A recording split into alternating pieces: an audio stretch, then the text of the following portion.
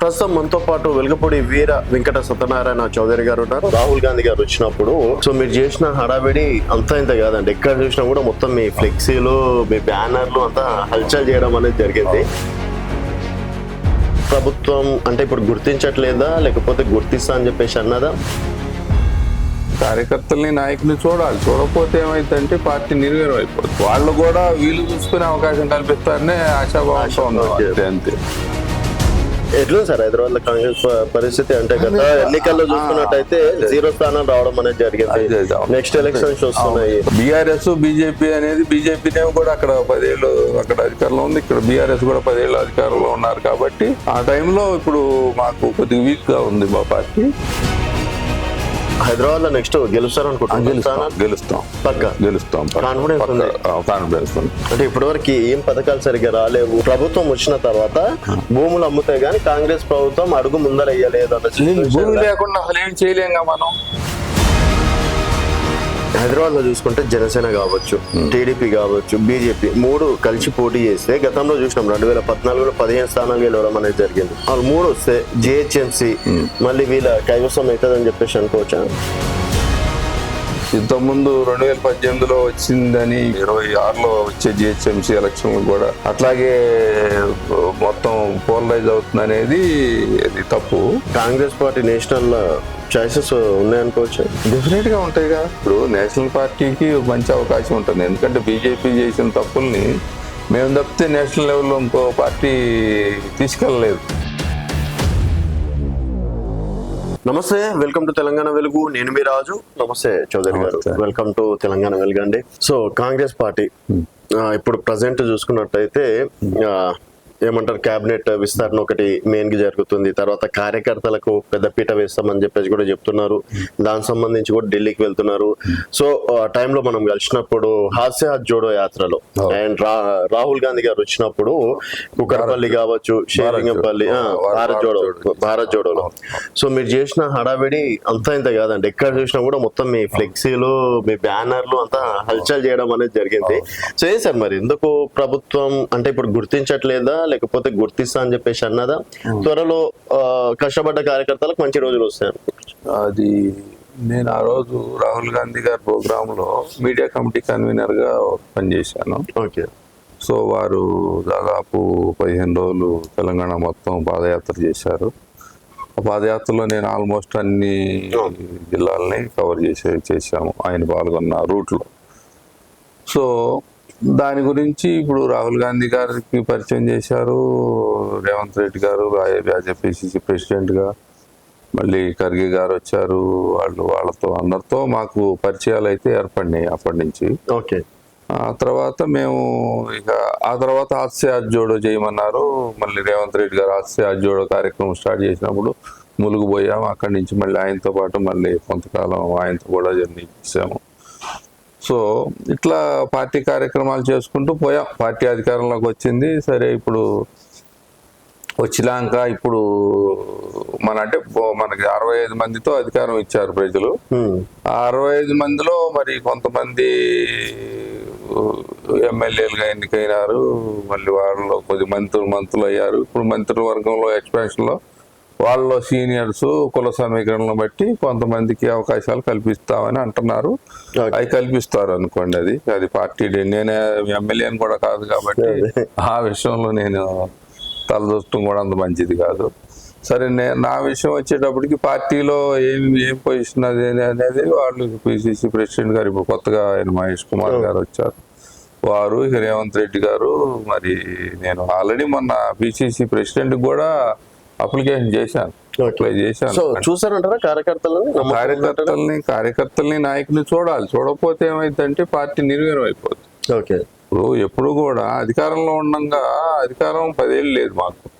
అధికారంలో లేనప్పుడు కష్టపడ్డ కార్యకర్తలు గుర్తించి వాళ్ళకి సముచిత న్యాయం చేస్తేనే ఎప్పుడు కూడా పార్టీలో మీరు యాక్టివ్ గానే ఉన్నారు. ఇప్పుడు పార్టీలో యాక్టివ్ గా ఏ కార్యక్రమాలు అసంతృప్తి అయితే ఏం లేదు. సంతృప్తి అయితే ఏం లేదు. కాకపోతే వాళ్ళు కూడా వీళ్ళు చూసుకునే అవకాశం కల్పిస్తారనే ఆశాభావంతో ఉన్నారు అంతే. అంతేగాని మేమేమి ఇప్పటికిప్పుడు ఇమ్మని ఆశపడుతున్నాం అంతే. ఆశ అనేది సహజం. ఓకే, అత్యాశ పెడితే తప్పు కానీ ఆశపడడంలో తప్పు లేదు. సో మరి కాంగ్రెస్ పార్టీ బ్రహ్మాండంగా చేస్తున్నారు అనుకుంటున్నా? 16 నెలలుగా అంటే పరిపాలన 16 నెలలుగా చేస్తున్నారు. అంటే ఇంతకుముందు ఏంటంటే కేసీఆర్ గారు 88 మంది కలిసినా కూడా కాంగ్రెస్ పార్టీ నిర్వీర్యం చేసి 12 మందిని తీసుకుని పార్టీ అనేది లేకుండా అంతకుముందు తెలుగుదేశాన్ని నిర్వీర్యం చేస్తూ రాజకీయం చేశారు ఆయన. వీళ్ళు మా వాళ్ళు ఏంటంటే ప్రజాస్వామ్యబద్ధంగా పోతున్నారు. ప్రజాస్వామ్యబద్ధంగా పోయి ఆ పార్టీని నిర్వీర్యం చేసే ఉద్దేశం లేదు మాకు. మరి ఎందుకండి అట్లాంటప్పుడు 10 మందికి ఎందుకు తీసుకున్నారు? 10 మందిని మేము తీసుకోలేదు, వాళ్ళే వచ్చారు. వాళ్ళ మీద వ్యతిరేకతతో మా దగ్గరకు వచ్చారు. వాళ్ళు కూడా అప్పుడు 12 మంది వాళ్ళే వెళ్ళారు కేసీఆర్ దగ్గరికి. వాళ్ళేం రమ్మని చెప్పేసి కాదుగా, పార్టీనే విలీనం చేసుకున్నారు. ఆయన మేమైతే ఇప్పుడు విలీనం చేసే ఉద్దేశం ఉంటే మాకు ఎవరు వస్తలేరంట కదా సార్, వాళ్ళకే సముచిత స్థానం లేదు. స్థానం గురించి కాదుగా, మళ్ళీ మేము వెళ్ళి ఇప్పుడు కేసీఆర్ గారు 12 మందిని తీసుకుని అప్పట్లో ఏం చేశారంటే కొంతమందికి ఏదో మంత్రివర్గంలో స్థానం కల్పించారు, అందరికి ఇవ్వలేకపోయారు. ఆయన కూడా పక్కనే పటంచారు సార్, ఆయననే అసంతృప్తిగా ఉండి లేదు నేను బీఆర్ఎస్ పార్టీలోనే కేసీఆర్ ఫోటోనే ఉంటదని చెప్పేసి అందరు ముంగలు చెప్తున్నారు. ఇంకా వీళ్ళు కొత్తగా వచ్చి చేసేదే ఉంటది. సరే సరే, ఇప్పుడు కొంతమంది వ్యక్తిగత అభిప్రాయాలతో మనకు పార్టీకి సంబంధం ఉండదు. పార్టీ అనేది ఏంటంటే ఒక లైన్. అంటే ఇది కాంగ్రెస్ పార్టీ అనేది 140 సంవత్సరాల నుంచి ఉంది. ఎన్నో ఇప్పుడు కమ్యూనిజాలను చూసింది, నక్సలిజాలను చూసింది, టెర్రరిజాలను చూసింది, మోడీజం చూస్తుంది. అంతేనా? ఇన్ని చూసి మాకు కూడా అలవాటు అయిపోయింది. సరే, ఇప్పుడు అధికారం అనేది పూర్తిగా మేము ఊరికే అధికారంలో ఉండి దాన్ని డామినేట్ చేయాలనే పద్ధతి కాదు. ప్రజాస్వామ్య పద్ధతిలోనే పోతాం మేము ఎప్పుడు. మా పార్టీ లైన్ అట్లా ఉంటుంది. మరి అంత ప్రజాస్వామ్యంగా పోయేటోళ్ళు ఇప్పుడు ఈ 400 ఎకరాలు చూసుకున్నట్టయితే పెద్ద ఎత్తున మన నియోజకవర్గం పక్కనే 400 ఎకరాలు జీవరాశులు బతుకుతున్నాయి, చెట్లు, ఆక్సిజన్. సో ప్రకృతి గురించి మనమే గొప్పగా చెప్పుకుంటాం. సో ఇప్పుడు దాని జోలికి వెళ్ళడం అవసరం ఉంటుంది సార్. అంటే ఒకటి, ఇప్పుడు దాన్ని కూడా ఇప్పుడు మేమేమి ఇప్పుడు మన కోకాపేటలో కేసీఆర్ గారు కట్టినట్టు 5 లక్షల అడుగుల ఎకరంలో కట్టి దాన్ని ఏమి డెవలప్ చేయట్లేదు అక్కడ. అదేంటంటే ఇప్పుడు మీరు చూసుంటారుగా, విప్రో, ఇన్ఫోసిస్ ఇవన్నీ కట్టారు. వాళ్ళు కూడా గ్రీనరీ వదిలారు, కావాల్సిన వరకే కట్టుకుని దాన్ని చేశారు. అట్లా ఏమన్నా డెవలప్ చేసే కంపెనీలకే ఇస్తారు కానీ గవర్నమెంట్. అదే సార్, డెవలప్ కంపెనీలకు ఎందుకు ఇవ్వాలని అది వదిలేస్తే యూనివర్సిటీకి ఇప్పుడు గవర్నమెంట్ కాంగ్రెస్ ప్రభుత్వమే ఇచ్చింది. కరెక్ట్. సో మరి ఇప్పుడు కాంగ్రెస్ ప్రభుత్వం ఉంది సరే, అది ఇచ్చేయండి హెచ్సికి. హెచ్సికి ఇవ్వలా. హెచ్సికి ఏం చేశారంటే ఎంఓయూ చేసుకున్నారు. హెచ్యూ వాళ్ళు కొంత ల్యాండ్ వీళ్ళు ఇచ్చారు, సెంట్రల్ గవర్నమెంట్ ఉంటే ఆ ల్యాండ్ వీళ్ళకి ఇచ్చారని గవర్నమెంట్ చెప్తాంది కూడా. సో దానికి మేమేం చెప్తున్నామంటే, ఇప్పుడు ఎస్సీ యూనివర్సిటీలో పిల్లలు చదువుకొని ఇప్పుడు దాదాపు నాకు తెలిసి 30 సంవత్సరాలు వచ్చే వరకు వాళ్ళ పిల్లగాడు తయారు కాపలేకపోతున్నాడు. ఏది 3 ఏళ్ళకి స్కూల్లో వేసినా 30 ఏళ్ళ వరకు వచ్చే వరకు అతను చదువే సరిపోతాను. చదువుకున్నాక ఇప్పుడు అతనికి ఏదో నిరుద్యోగులు ఎక్కువైపోయారు. ఉద్యోగాలు కూడా కల్పించాలిగా గవర్నమెంట్. అంటే ఊరికే చదువే కాదు కదా, ఆ చదువుకున్న దానికి ప్రతిఫలం కూడా మనం తీయాలి. అప్పుడు వాళ్ళు ప్రతిఫలం ఎప్పుడు కనపడుతుంది? తల్లిదండ్రులు చదివించిన తల్లిదండ్రులకు కుర్రాడు ఉద్యోగం వచ్చి సెటిల్ అయినాకే ఆ యొక్క కుటుంబం మళ్ళీ ఎస్టాబ్లిష్ అయ్యింది. ఓకే సార్, బాగానే ఉంది. నేనేమంటున్నా, ఉద్యోగాలు కూడా కల్పించాలి కదా. మేము మా గవర్నమెంట్ స్టాండ్ ఏంటి, ఉద్యోగాలు కల్పిస్తామని చెప్పాము. ఉద్యోగాలు అంటే అదేంటంటే ఒకసారి 400 ఏకర్స్ ఏంటంటే కోర్టులో గెలిచి ఉంది సైట్ ఇప్పుడు ఇమీడియట్ గా. అంటే ప్రైవేట్ పరం అయ్యేది అది కూడా. కేసీఆర్ ఏం చేశారంటే, వీళ్ళు బీఆర్ఎస్ గవర్నమెంట్ వాళ్ళు ఏం చేశారంటే సరిగ్గా ఫైట్ చేయలేదని మా అధికారులు ఇప్పుడు చెప్తున్నారు కదా. కొద్దిగా లీనియన్స్ కోర్టులో ఏముంది, ఇప్పుడు సరైన డాక్యుమెంట్ సబ్మిట్ చేయలేదు అనుకోండి, ఆటోమేటిక్ గా ప్రైవేట్ పరం అవుద్ది. ఆటోమేటిక్ గా ప్రైవేట్ పరం అయినాక మనం ఏం చేయలేము కోర్టులో డెసిషన్ వచ్చినాక. మా వాళ్ళు ఫైట్ చేశాము, ఇప్పుడు దాన్ని తీసుకొచ్చామని చెప్తున్నారు. అంటే నాకు అధికార పత్రాలు ఇప్పుడు విద్యార్థుల నుంచి వ్యతిరేకత వస్తుంది, సెలబ్రిటీలు కూడా వాళ్ళందరినీ కూడా కన్విన్స్ చేయాలి. గవర్నమెంట్ కన్విన్స్ చేసి చేయాల్సింది. ఒంటొద్ది పొగడలో పోవటం మంచిది కాదు. అది గవర్నమెంట్ కూడా మంచిది కాదు. ఆ గవర్నమెంట్ కూడా ఏం చేయాలంటే ఇప్పుడు విద్యార్థులను కూర్చోబెట్టి బాబు మీకు నిరుద్యోగులు ఉన్నారు, ఇప్పుడు మీరు చదువుకున్నాక ఉద్యోగం అనేది లేకపోతే మీకు ఉపయోగం ఉండదు కదా.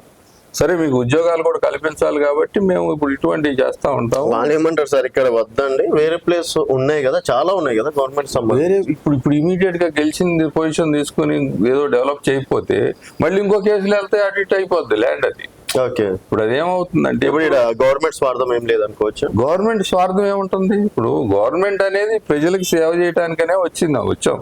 కాంగ్రెస్ గవర్నమెంట్ ఇప్పుడు ఊరికే ఇక్కడ రేవంత్ రెడ్డి గారు లేకపోతే బట్టి గారు లేకపోతే శ్రీధర్ బాబు గారు చేసే పనులు కాదు ఇది. కాంగ్రెస్ పార్టీ నేషనల్ లెవెల్లో తీసుకున్న డెవలప్మెంట్స్, ఇప్పుడు ఉద్యోగ భద్రత, ఉద్యోగాలు మౌలిక సదుపాయాలు కల్పించాలి, చేయాలి. కాబట్టి కాంగ్రెస్ మేనిఫెస్టోలో ఉన్న దాని గురించి వీళ్ళు ఆ ల్యాండ్ ని తీసుకుని చేస్తున్నారు. అంతేగాని ఇప్పుడు రేవంత్ రెడ్డి గారి ఇంటికి పర్పస్కో లేకపోతే బట్టి గారి ఇంటికో లేకపోతే ఎవరికన్నా పార్టీ ఆఫీస్కో చేయట్లేదు కదా మేము అది.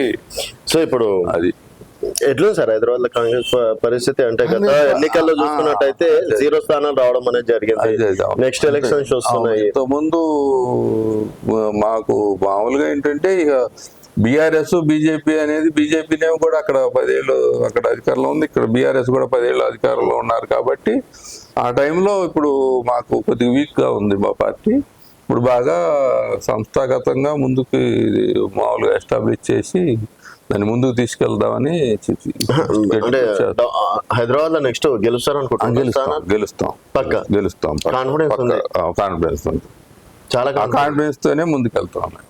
అంటే ఇప్పటి వరకు ఏం పథకాలు సరిగ్గా రాలేవు ఊర్లలో. పథకాలు అంటే సిటీలో ఏంటంటే డెవలప్మెంట్ చూస్తారు, ఎంప్లాయ్మెంట్ చూస్తారు. మెయిన్ పథకాలు అనేది కొద్దిగా తక్కువ ఇక్కడ. ఎందుకంటే సిటీలో అనేది ఏంటంటే బస్తీల్లో కొద్దిగా డెవలప్మెంట్స్ చేయాలి, మౌలిక సదుపాయాలు చేయాల్సి ఉంది. అవి చేస్తే ఇప్పుడు కాలనీలో ఏం అడుగుతారంటే ప్రశాంత వాతావరణంగా చూస్తారు, ప్లస్ నీరు, కరెంటు ఇటువంటి కరెక్ట్ గా వస్తాయా లేదా అని చూస్తారు. మీరు తిరుగుతారా సార్ కాలనీలో జనాలు? మామూలుగా నేను పొద్దున్నే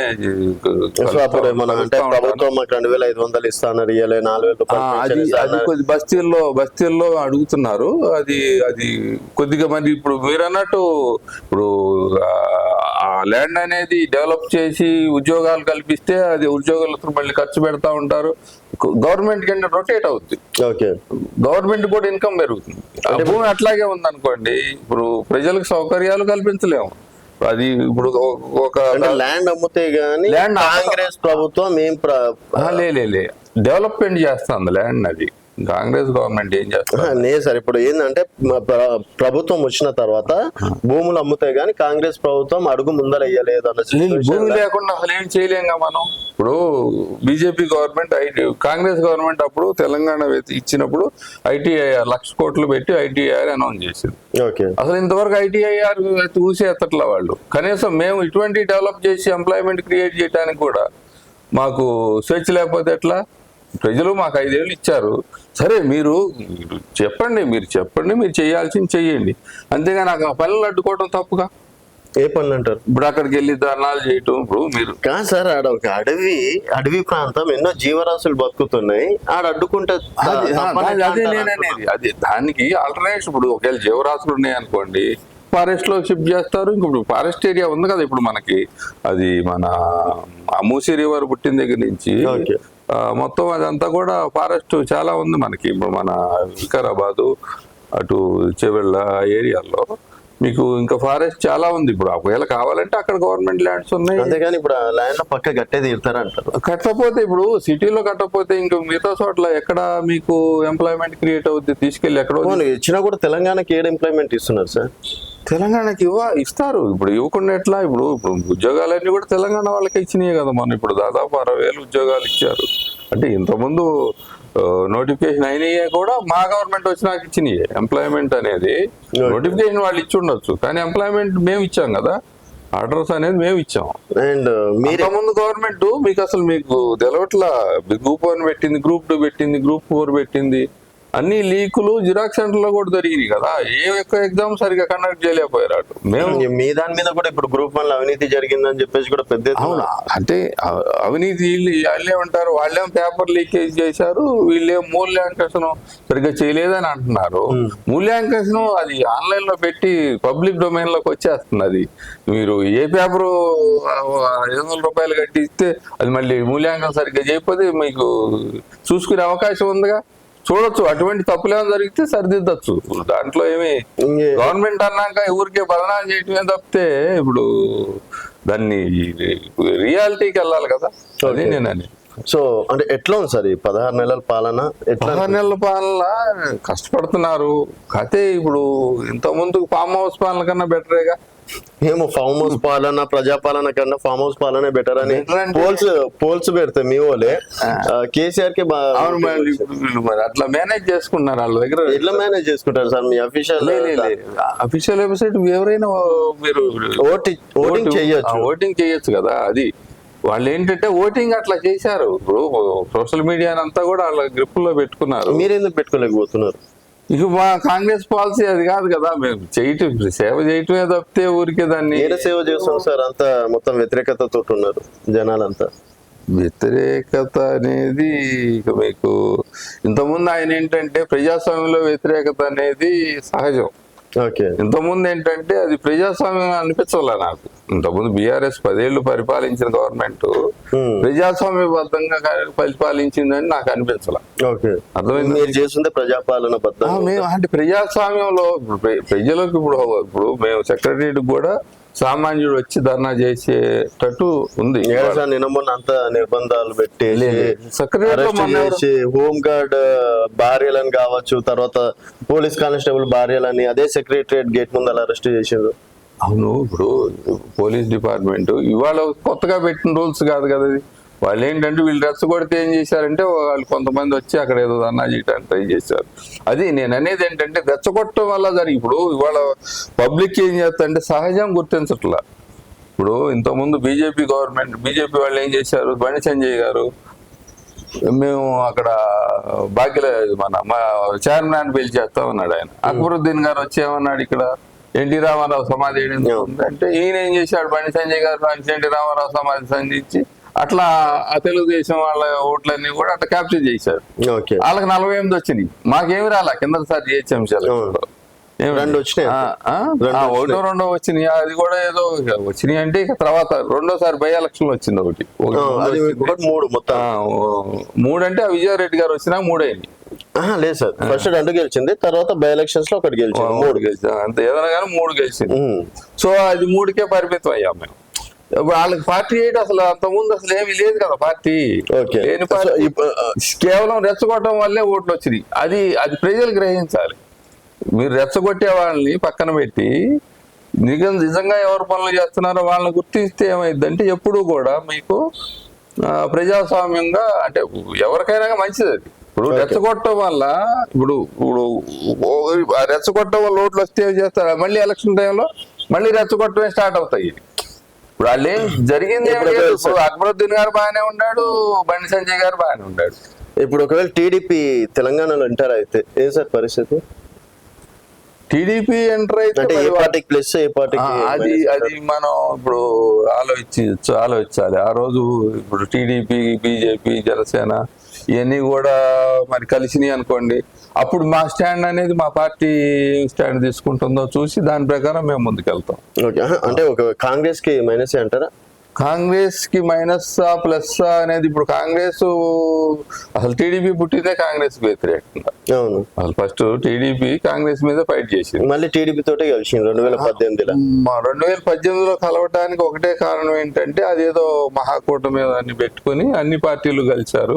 సరే కేసీఆర్ గారు కూడా అంతకుముందు టీడీపీతో కలిశారు, ఒకసారి కాంగ్రెస్ తో కలిశారు, అంతకుముందు ఒకసారి విడివిడిగా పోటీ చేశారు. కాంగ్రెస్ తో కలిపి గవర్నమెంట్ కూడా పంచుకున్నారు ఆయన. అంటే ఇప్పుడు టీడీపీ హైదరాబాద్ ఎంటర్ అయితే కాంగ్రెస్ పార్టీకి చాయిస్ ఉంటుందా అని? కాంగ్రెస్ పార్టీకి చాయిస్ అనేది మేము ఇప్పుడు ఏ పార్టీలు కలిసి వస్తాయనేది ఆలోచిస్తాం ఫస్ట్. అసలు ఫస్ట్ మీకు ఒకటి విషయం తెలుసు కదా, చంద్రబాబు నాయుడు గారు కూడా కాంగ్రెస్ పార్టీలో ఎదిగిన Naidu. Congress party first ministry కూడా ఇచ్చింది మా కాంగ్రెస్ గవర్నమెంట్. ఇది 140 సంవత్సరాల పార్టీ. కార్యకర్తల్ని, నాయకుల్ని తయారు చేసే కర్మాగారం ఇది కాంగ్రెస్ పార్టీ అంటే. సో అందుకని మేమేం చేస్తామంటే మా స్టాండ్ మేము తీసుకుని మేము ఇప్పుడు ఆ విధంగా ఎట్లా ముందుకెళ్లాలని ఆలోచించి చంద్రబాబు నాయుడు గారిని ఎదుర్కొంటాం, అవసరమైతే మోడీ గారిని ఎదుర్కొంటాం, కేసీఆర్ గారిని ఎదుర్కొంటాం, కేటీఆర్ గారిని ఎదుర్కొంటాం, హరీష్ రావు గారిని ఎదుర్కొంటాం ఇప్పుడున్న సిచ్యువేషన్ లో పక్క. ఎందుకంటే మాది గాంధీయిజం, మాది గాంధీ గారు చిన్న సలహా మేరకు కాంగ్రెస్ పార్టీ నడుస్తుంది ఇప్పటికీ కూడా. గాంధీ గారు ఏమైతే చెప్పారో సూచనలు, ఆ సూచనలే ఫాలో అవుతాం మేము. Okay sir. అండ్ సో మరి ఇప్పుడున్నటువంటి జనరల్ పరిస్థితిలో అండ్ అంటే బీజేపీ కావచ్చు, జనసేన కావచ్చు, టీడీపీ కావచ్చు, ఆ మూడు కలిస్తే ఆల్మోస్ట్ ఆ ముగ్గురికి ఎక్కువ ఛాన్సెస్ ఉన్నాయి ఇక్కడ మీకు ఏరియాలో కావచ్చు. అవును, అదే క్యాస్ట్ ఈక్వేషన్ లో చూసుకున్నా కూడా. అండ్ తర్వాత బీఆర్ఎస్ కి ఛాన్సెస్ ఉన్నాయి. అండ్ జీరో ఉన్నటువంటి కాంగ్రెస్ పార్టీ హైదరాబాద్ లో నెక్స్ట్ అంటే జిహెచ్ఎంసీ లో బోని కొడుతుందా లేదా అన్నది అది కొట్టాలనే మా యొక్క అంతిమ లక్ష్యం. కొట్టాలనే. ఇప్పుడు దానికి ఏ విధంగా ప్రతివ్యూహాలు అంటే ఇక్కడ ఉన్నటువంటి ఎమ్మెల్యేలను చేర్చుకుంటారా? ఎమ్మెల్యేలు ఇప్పుడు మీరు ఇందాక క్వశ్చన్ చేశారు కదా 400 ఎకరాల గురించి. 400 ఎకరాల్లో టీఆర్ఎస్ 30 మంది ఎమ్మెల్యేలు ఉన్నారు కదా సిటీలో. 30 మంది మరి వెళ్ళి ధర్నా చేయొచ్చుగా. మరి చేస్తుండ్రు కదా 30 మంది యాడ్ వెళ్ళారు. చేస్తుండ్రు. కేటీఆర్ చేస్తుండ్రు. ఆయన వెళ్ళారు. కేటీఆర్ ఎక్కడ ఎమ్మెల్యే? సిటీ వాళ్ళని ఎందుకు తీసుకెళ్ళలేకపోతున్నారు ఆయన? ప్రతి ఒక్కరు చేస్తున్నారండి, వాళ్ళ స్టైల్లో వాళ్ళు మాట్లాడుతున్నారు, విమర్శిస్తున్నారు. లేదు, సిటీ వాళ్ళని ప్రతి ఒక్క ఎమ్మెల్యే ఆడు ఉంటే తప్పించి అదే ఇప్పుడు మీరు సమస్యని సార్ మీరు అట్లా చెప్పొద్దు అట్లా. ఇట్లానా అంటే మీరు ఓకే అంటే సార్ ఒకసారి అది బ్రేక్ చేయి. హైదరాబాద్ లో చూసుకుంటే జనసేన కావచ్చు, టీడీపీ కావచ్చు, బీజేపీ మూడు కలిసి పోటీ చేస్తే గతంలో చూసినాం 2014లో 15 స్థానాలు గెలవడం అనేది జరిగింది. సో తర్వాత ఇప్పుడు చూసుకున్నట్టయితే ఇంకా వాళ్ళు మూడు వస్తే జిహెచ్ఎంసీ మళ్ళీ వీళ్ళ కైవసం అవుతుంది అని చెప్పేసి అనుకోవచ్చా కూటమిది? ఇప్పుడు ఎప్పుడు కూడా వాటరు ఇంతకుముందు 2018లో వచ్చిందని ఇప్పుడు 2026లో వచ్చే జిహెచ్ఎంసీ ఎలక్షన్లు కూడా అట్లాగే మొత్తం పోలరైజ్ అవుతుంది అనేది అది తప్పు. ఎందుకంటే ఇప్పుడు మాకు అధికారం ఉంది కాబట్టి, కాంగ్రెస్ పార్టీ ఆల్రెడీ ఇప్పుడు అధికారంలో ఉంది కాబట్టి కొన్ని సమస్యలు మేము పరిష్కరించి మేము కూడా ముందుకెళ్తాం. ఎందుకంటే మాకు కూడా ఇప్పుడు ప్రజలతో మంచి సన్నిహిత సంబంధాలు పెట్టుకొని ఏమైనా సమస్యలు ఉంటే ఏమిటి ఇప్పటి నుంచి కృషి చేసి, ఇప్పుడు వాళ్ళకి ఏంటంటే ఇంతకుముందు టీఆర్ఎస్ అధికారంలో ఉంది కాబట్టి వాళ్ళని కొద్దిగా గుర్తించారు ప్రజలు.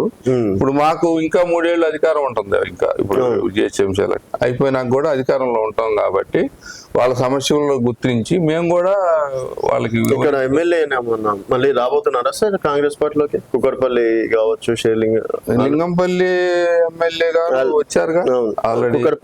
కుకట్పల్లి ఎమ్మెల్యే గారు ఇప్పుడు ఏమంటలేదుగా. మేము ఆయన వచ్చే అవకాశాలు ఉన్నాయి. వాళ్ళ పార్టీకే పనిచేస్తున్నారు ప్రస్తుతం. ఆయన మొన్న కూడా స్టేట్మెంట్ ఏదో ఇచ్చారు కదా, మమ్మల్ని విమర్శిస్తున్నారు ఆయన.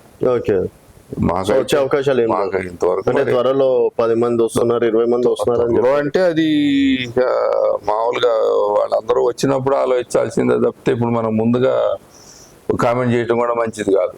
ఎందుకంటే అది వాళ్ళ పార్టీ అంతర్గతంలో ఉంటుంది. అది మనం ఫలానాలో వస్తున్నారంటే మనం నా విషయం నీకెందుకని అడుగుతారు రేపు ఆయన. అంతే కదా.